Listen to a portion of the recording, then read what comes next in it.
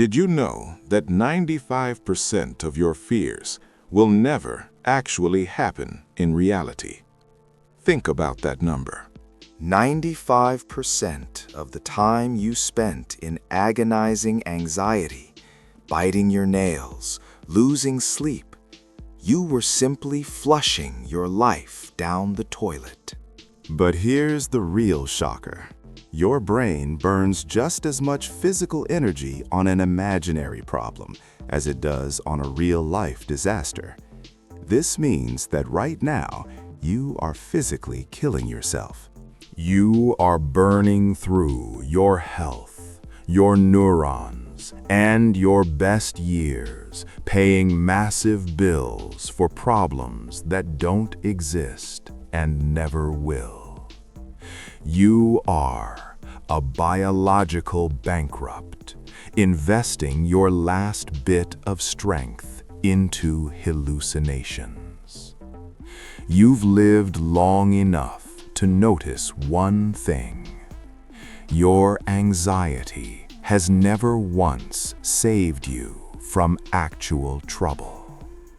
It has only made you weak, twitchy, and exhausted at the exact moment you needed to act. Today, we stop this self-deception and hack this mechanism through the ice-cold rules of the Stoics. I'm going to show you how to turn your mind from a torture chamber into an unbreakable fortress that no external circumstance can breach. But listen closely. At the very end of this video, I'm going to reveal the so-called method of the 13th strike. This is a secret technique that allowed ancient Stoics to keep their pulse at 60 beats per minute, even with a naked blade held to their throat. If you watch until the end and apply it, your anxiety will vanish forever. But first, you need to understand exactly how your own brain is betraying you. Write this phrase in the comments. I control my mind. This is your first line of defense. We begin. Let's look into the abyss of your skull, right where your darkest nightmares are born. Deep inside, in the most ancient part of your brain, lives a creature that knows neither mercy nor logic, the amygdala. This is your personal 24/7 threat detector, and the problem is that its software is hopelessly stuck in the Stone Age. The amygdala doesn't know how to use a calendar. It doesn't understand overdue deadlines, dropping engagement, or a nasty email from a client on a Saturday night. To it, all of these are mortal dangers. Your brain sees no difference between a real saber-toothed tiger breathing down your neck and an imaginary scenario of you getting humiliated in front of your colleagues. When you lie in bed at 3 in the morning, replaying the scene of your future failure, your body reacts as if you are already being killed. The amygdala sounds the alarm, the hypothalamus hits the panic button, and your adrenal glands pump pure poison into your blood, cortisol and adrenaline. Your heart starts racing, your breathing gets shallow, your palms sweat, and your muscles tense up in anticipation of a blow. You are literally poisoning your biological system with ghosts you created yourself. 95% of the time, you are fighting shadows. You are wasting your organ resources, your time, and your health on a war happening only inside your cranium.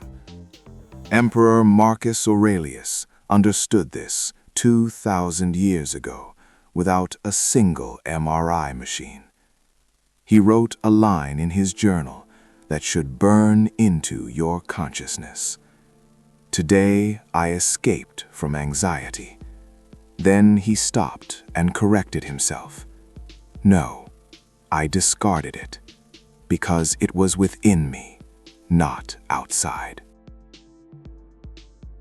Understand this fundamental truth. Anxiety is not what other people, crises, or circumstances do to you. Anxiety is what you do to your own chemistry. The world around you might be chaotic, but the chemical hell inside you is the result of your consent to this betrayal. You are the one giving the amygdala the right to run your life. It's time for a counterhack. The first protocol of this process is negative visualization. While all the modern gurus and soft coaches are telling you to visualize success, stick pictures on a vision board, and imagine yourself on a yacht, the Stoics offer you something far more powerful and dangerous. They teach you to walk straight into the fire. Instead of running from your fear, you must face it. Set aside some time, sit in silence, and imagine the absolute worst-case scenario in the most painful, minute detail. What happens if your business actually goes bankrupt to the last cent? What if everyone you love leaves you? What if you hit absolute rock bottom? Don't just think about it, feel it with every cell. And when you consciously live through this virtual disaster in your mind, a neurobiological miracle happens. Your amygdala adapts. You are giving yourself a neural vaccination against fear. You are resetting your anxiety settings.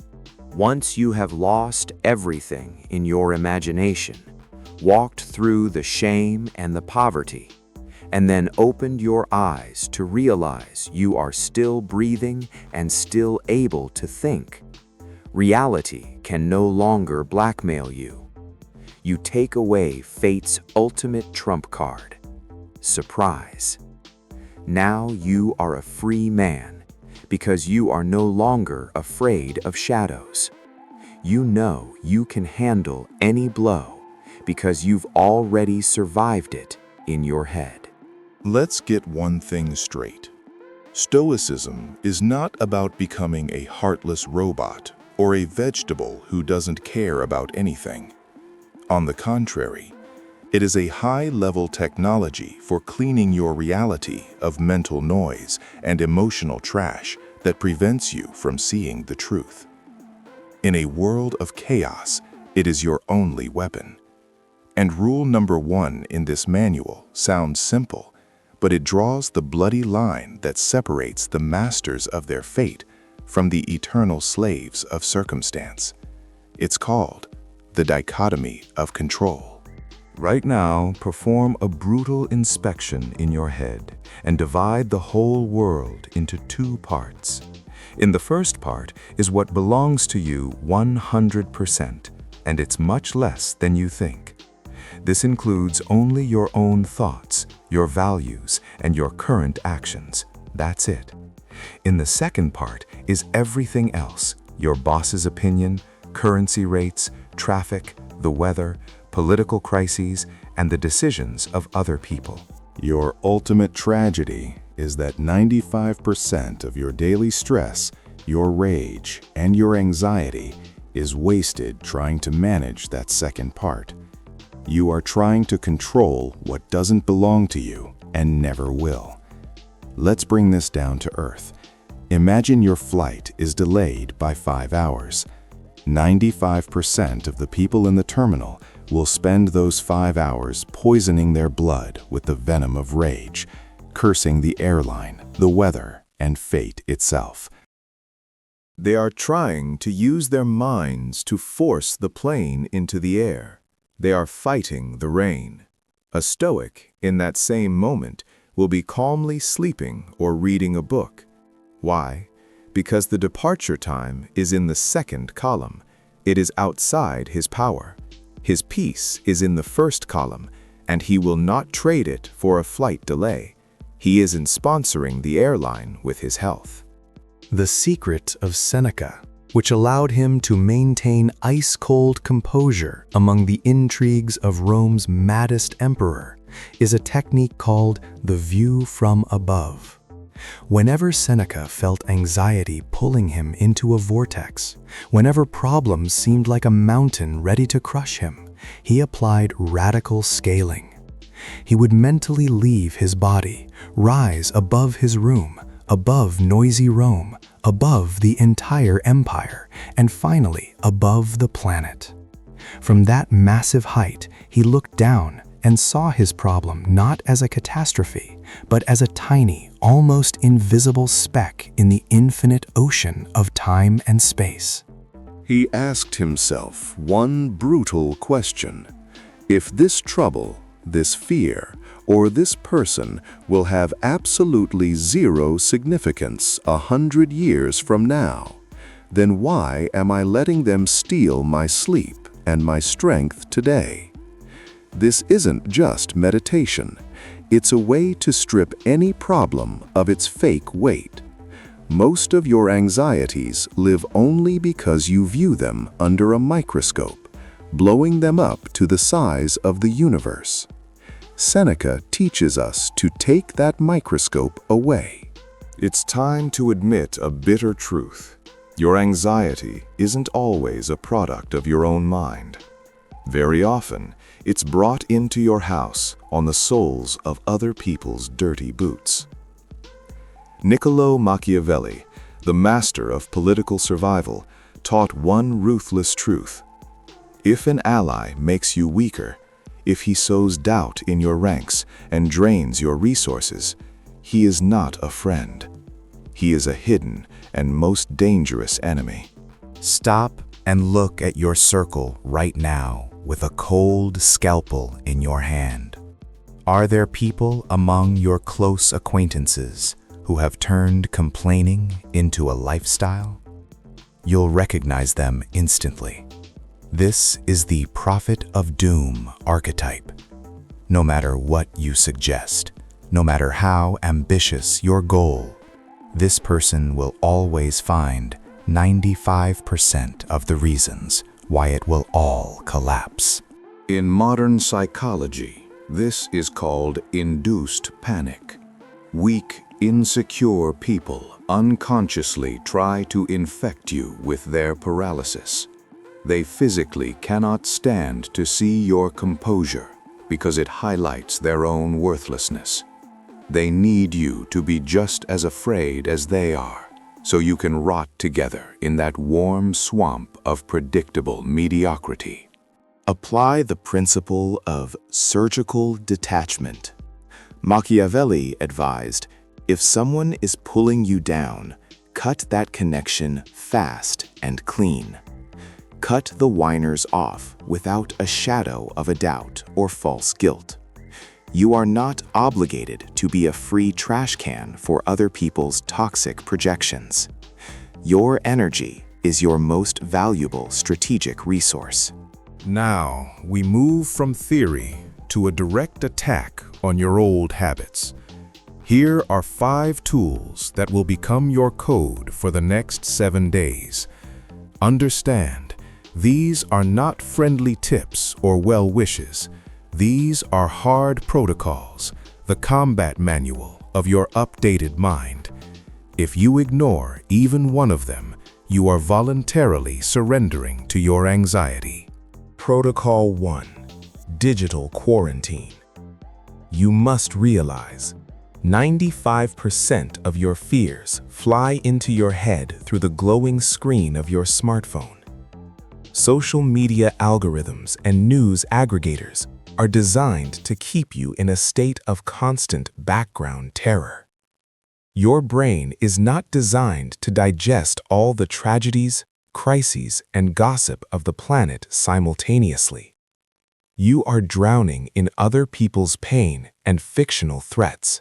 Protocol 2. The cold facts method. When a problem happens, your brain starts acting like a bad screenwriter. It cranks up the drama where there is none. You must learn to surgically separate the event from your reaction to it. Your mission: the second you feel the sting of anxiety, immediately strip all adjectives from the description of the situation. Don't say, "a horrible catastrophe happened." Say, "the deal didn't go through." Protocol 3. The Daily Lie Detector. Your brain is a pathological liar feeding you hallucinations. To strip it of power, you need to build a file on it. Your mission: every night before bed, open a notebook and write down 3 things you were most worried about this morning. Next to them, write the honest answer. Did they come true? Protocol 4. Forced hardship. Your biggest fear is the loss of comfort. You're afraid that if your 95% of nightmares come true, you'll end up at the bottom. The Stoics proposed destroying this fear through practice. Your mission? Once a week, consciously do what you fear most in terms of daily life. Spend one night sleeping on a hard floor. Protocol 5. The Rule of the Last Hour. This is the ultimate measure of discipline that makes you an unbreakable player. Your mission? Every morning, when you stand in front of the mirror, look yourself straight in the eyes and ask, if this hour were my last on this planet, would I spend it on this worthless, empty anxiety? The answer will always be no. 95% of your problems will drop away in that exact second. As I promised at the very beginning, it is time to give you the final key to your internal empire. This isn't just a psychological exercise from a textbook. This is an ancient code for your absolute invulnerability. Imagine the absolute worst situation you have ever been in. You are in the very center of a life catastrophe. The world around you is collapsing. The plans you built for years are turning to ash, and panic is starting to squeeze your throat with its icy fingers. Your amygdala is screaming at the limit of its biological capacity, flooding your mind with fear. In this moment, close your eyes for one single second. Imagine in your mind a massive, heavy clock tower in an ancient city square. Feel the smell of old copper and cold stone. Imagine its massive pendulum beginning to swing, and it starts to strike, counting out the rhythm of fate itself. 1, 2, 3. A deep, hollow sound echoes through your veins, pushing out the panic. 4, 5, 6. You feel the physical vibration of this sound in your chest. 7, 8, 9, 10, 11, 12. The world has stopped. Time has frozen. In the ordinary world, for ordinary people, that's where it ends. But you aren't here to be ordinary. Now, the most important part. Imagine and hear the 13th strike. In our logical reality, in the world of hard cause and effect, in the world of your 95% imaginary fears, the 13th strike simply doesn't exist. A clock cannot physically strike 13 times, and that is exactly where the great magic lies. This is a moment outside of time, a moment outside of space, and most importantly, a moment absolutely outside of your pain. It is a point of zero gravity inside the fiercest storm. It is a tear in the fabric of reality. In the very second that this imaginary, impossible 13th strike rings out in your head. You must take 3 deep, slow, heavy breaths, feeling the air fill your lungs, and say one phrase to yourself. This event has already happened in infinity. It has already become the dust of the distant past, and it hasn't changed my true essence by a single iota. What happens to your complex neurobiology in this moment? You instantly, forcefully rip your consciousness out of pathetic victim of the moment mode and transfer it into cold observer of eternity mode. You look at your problem not from today, where you are hurting and afraid, but from a point 1,000 years from now, where there is no memory of this problem, this person, or this situation. The 13th strike physically breaks the neural chain of fear in your brain. You suddenly realize the great truth that your fear hides from you. Those 95% of problems that were trying to crush you, they are just dancing shadows on a cold cave wall. They seem huge, ugly, and invincible, only as long as you stand with your back to them, frozen in terror. But the method of the 13th strike forces you to turn around. You open your eyes and realize you are not these shadows. You aren't even the one casting them on the wall. You are the one holding the torch. You are the light that sees these shadows, understands their worthlessness, and looks at them with the cold, calm smile of a Roman emperor. From this second on, you become truly unbreakable, because you are no longer playing by the rules of this scared, hurried world. You have found your anchor in eternity. Now all the masks are finally off. You no longer have any excuses to keep trembling with fear. Now you know the bitter but liberating truth. Your anxiety is not a manifestation of wisdom or caring for the future. It is just a technical glitch in your ancient, frightened biology. 95% of your fears are empty calories for your bloated ego, burning through the actual time of your life. Stoicism is not a hobby group or a collection of pretty quotes for social media. It is high-level technology for power, for the few who are ready to admit the world around will always be chaotic, unfair, and cruel. But inside your skull, there must be an iron, flawless order. The person you were 30 minutes ago, weak, doubting, always seeking approval, must vanish forever at this exact second. Leave them in the past, like old, worn-out skin. This channel is not just a source of information. It is your base. It is your forge of spirit in a world that wants you to be weak, convenient, and obedient. We aren't here for entertainment.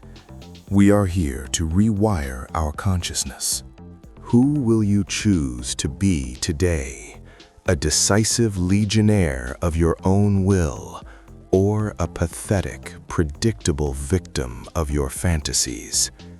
You make this choice not with words, but with your very next action. Reality is your only home. Act right now.